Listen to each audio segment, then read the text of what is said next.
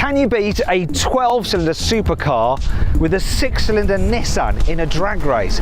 Well, we're going to find out, because I'm going to race these two cars over the standing quarter mile. What will win, the Ferrari or the Nissan? This Nissan just went head-to-head with a Ferrari, and what happened shocked everyone. Check this video out.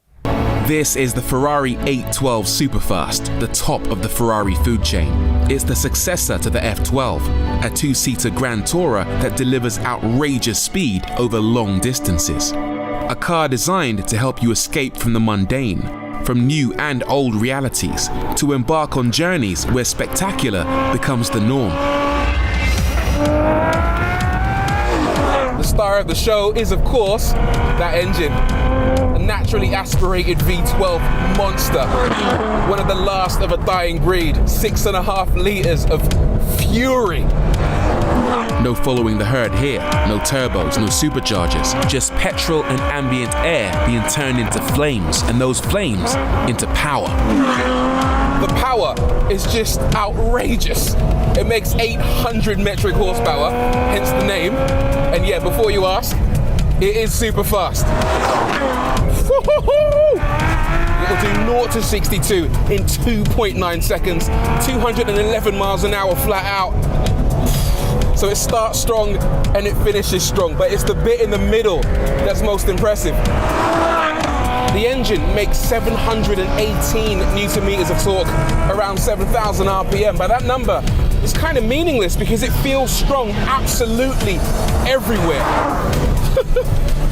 It's stepping out in a straight line. It's like wrestling a red shark. I'll tell you what, this drive was meant to be an escape, but I've got to escape from the escape. I'm tapping out for a minute. It's just relentless. It's not just the way this car drives that is a diversion. Its design is also a huge departure from the mundane. It follows the same formula as previous Ferrari Berlinettas, sharing a resemblance with its predecessor, the F12. But drink in the details, and there are plenty of them. The way the front lights are integrated into the design of the vents on the bonnet, the sculpted sides that suck high-pressure air from the wheel arches, channeling it along the doors, the suspended splitter that increases the diffuser surface, working like the wing of a biplane, the subtle spoiler, and that long, almost never-ending bonnet. In fact, it's mostly bonnet, isn't it? There's so much bonnet, in fact, that they've actually added a darker section towards the windscreen to try and disguise just how long it is.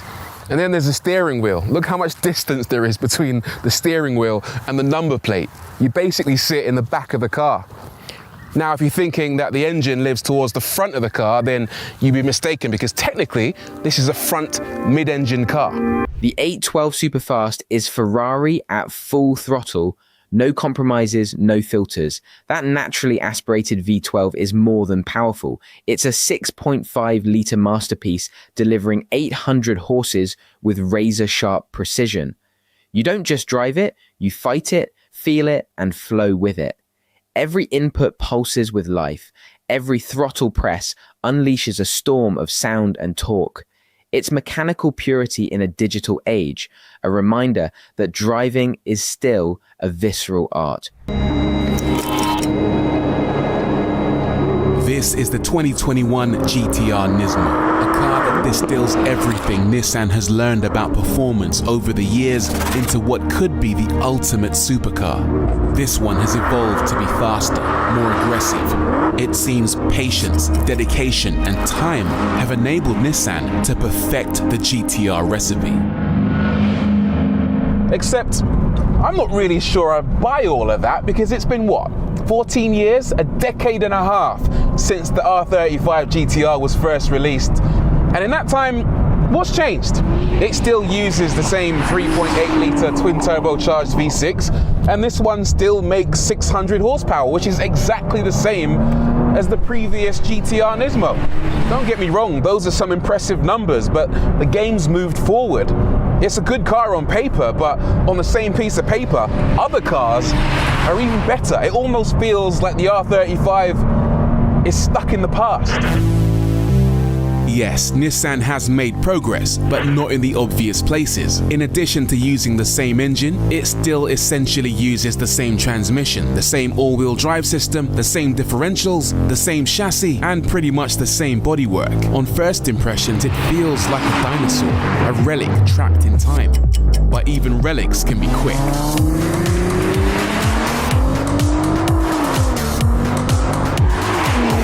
It is properly fast though, it's rapid, this car. You put your foot down and it just takes off with so much aggression. There's a reason this car is called Godzilla. My goodness, it's quick. There is one significant change for this car, and it's that the turbos are now the same turbos that Nissan use in their GT3 race car. They're very similar to the old turbos, but these have one fewer vane in each of the turbos, meaning that there's less mass and therefore less inertia. And that means that it spins up quicker than before. It's more responsive. Don't get me wrong though, it doesn't feel naturally aspirated or anything like that, but it does feel murderously quick, especially around 4,000 RPM when it all just bursts into life. It's a bit like lighting a fuse on a stick of dynamite. You put your foot down, you wait, and then all hell breaks loose. Where you get the biggest thrill is accelerating out of low speed corners. Just get thrown back in your seat and you get this surge of acceleration, of torque, of power. It's genuinely thrilling to drive. But I've got to be honest with you here, the R35 GTRs, even the standard edition cars, have always been savagely quick. So I am sitting here asking myself, what's changed? Where's the revolution? Where's the evolution? It almost feels like the GTR's standing still. Nissan's GTR Nismo is still a beast, make no mistake, but this version doesn't scream progress.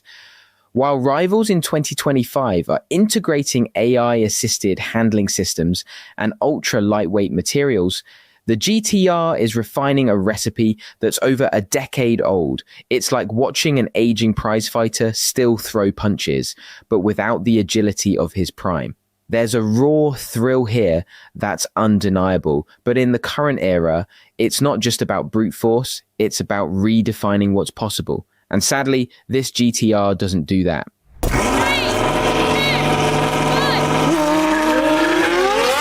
Oh, it's good off the line. Come on.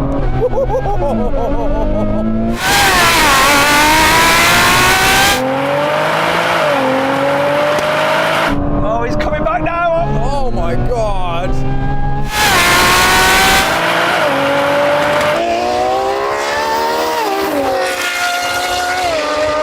Come on. Oh, no.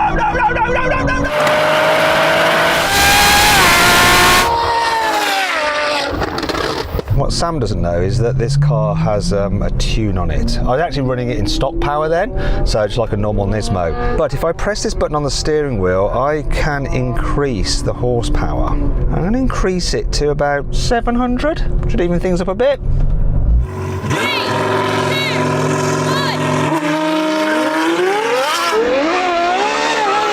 More wheel spin there.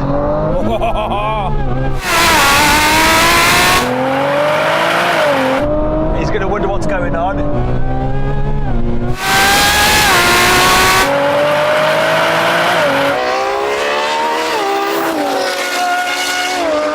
Can he reel me back in? Come on. Look, he's almost going to do it. Oh! What I'm going to do now, though, is up my power again to 810 horsepower.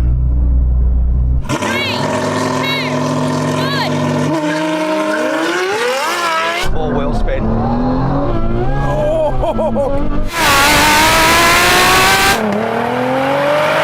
No, he thinks it's close. He thinks it's close.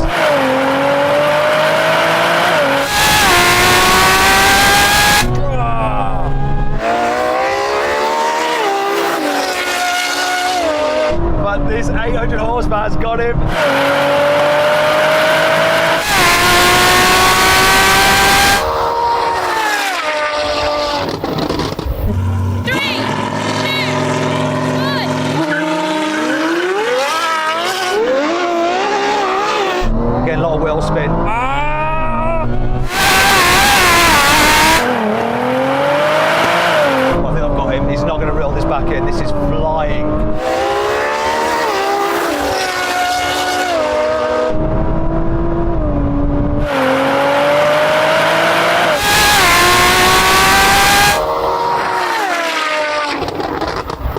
So then what exactly happened? Well, the Nissan won, crossing the line in 10.6 seconds. The Ferrari took 10.7 seconds.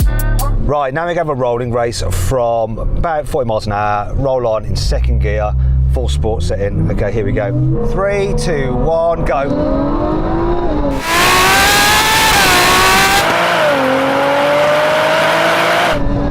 He's wondering why he's not absolutely gapping me.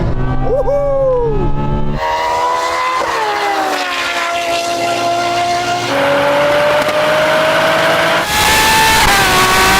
But he's beating me, it's close though.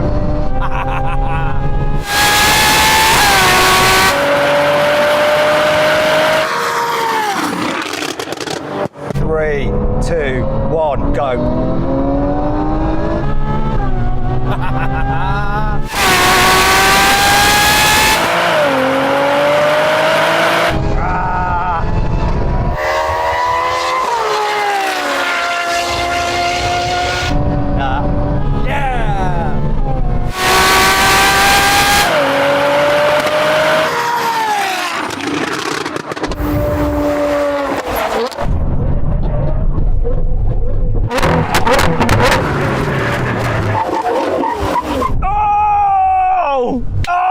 Damn!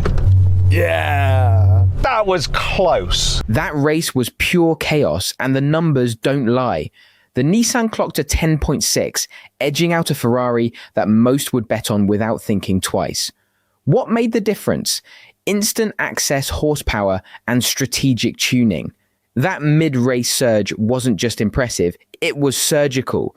The Ferrari may have held its own in style and pedigree, but this tuned Nismo proved that precision mods and launch control can rewrite the script. The final rolling race only confirmed it. The Nissan kept its lead and never let go. Thanks for watching. Don't forget to like, subscribe, and drop a comment. Which would you take for a canyon blast or drag showdown? See you in the next one.